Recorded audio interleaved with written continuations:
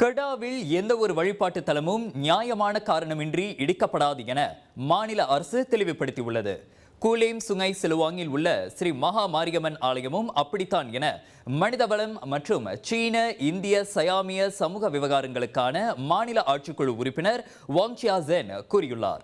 ஆரம்பத்தில் சைம் டார்பி நிறுவனத்திற்கு சொந்தமான நிலத்தில் சட்டவிரோதமாக அக்கோயில் கட்டப்பட்டிருப்பதால் வேறு வழியின்றி அதனை வேறு இடத்திற்கு மாற்ற வேண்டியுள்ளதாக அவர் சொன்னார். பொது நலன் கருதி அந்நிலம் மாநில அரசுக்கு விற்கப்பட்டு தற்போது KHTP என்றழைக்கப்படும் கூலிம் உயர் தொழில்நுட்ப பூங்காவின் 4ஆம் கட்ட நிர்மாணிப்புக்காக மேம்படுத்தப்பட்டு வருகிறது. ஆரம்பத்தில் இருந்தே அந்நிலத்தில் சட்டவிரோதமாக அக்கோயில் செயல்பட்டு வந்துள்ளது.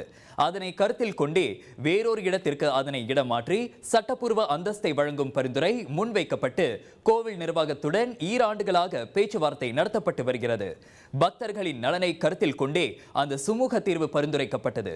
கோவில் இட மாற்றத்திற்கு இருவேறு நிலங்களை வழங்குவது என்றும் இடம்பெயர்வுக்கான செலவை கூலேம் டெக்னாலஜி பார்க் கார்ப்பரேஷன் ஏற்றுக்கொள்வது என்றும் பல கட்ட பேச்சுவார்த்தைகளுக்கு பிறகு மாவட்ட நில அலுவலகம் மூலமாக மாநில அரசு ஒப்புக்கொண்டது. ஆனால் ஒப்பந்த பரிந்துரை கடிதத்தில் குறிப்பிடப்பட்ட தேதி வரையில் கோவில் நிர்வாகத்திடம் இருந்து பதிலேதும் வரவில்லை. மாறாக தற்போது சமூக ஊடகத்தில் அவ்விஷயம் வைரலாகிவிட்டது என வாங் கூறியிருக்கின்றார். கடந்த மார்ச் 14ஆம் தேதி வாய்மொழியாக முன்வைக்கப்பட்ட பரிந்துரையை இதுவரையிலும் கோவில் நிர்வாகம் நிராகரித்து வருகிறது. என்றாலும் மாநில அரசு தனது கதவை மூடவில்லை. அவ்விவகாரத்திற்கு இருதரப்புக்கும் நன்மை பயக்கும் வகையில் சுமூக தீர்வை எட்டுவதற்கான பேச்சுவார்த்தைக்கு இன்னமும் தயாராகவே இருப்பதாக அவர் கூறினார்.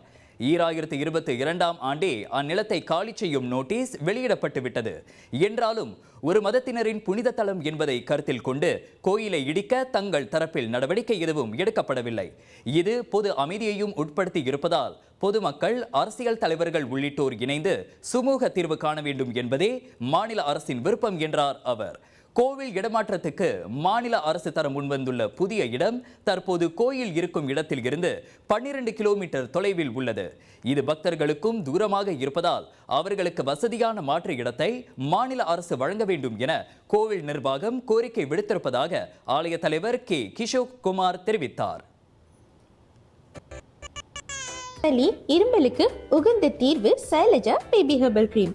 துளசி, கரிஞ்சீரகம், கிராம்பு போன்ற மூலிகைகளால் கொண்டு தயாரிக்கப்பட்டுள்ள சைலஜா பேபி ஹெர்பல் கிரீம் உங்கள் குழந்தைக்கு சிறந்த தேர்வு.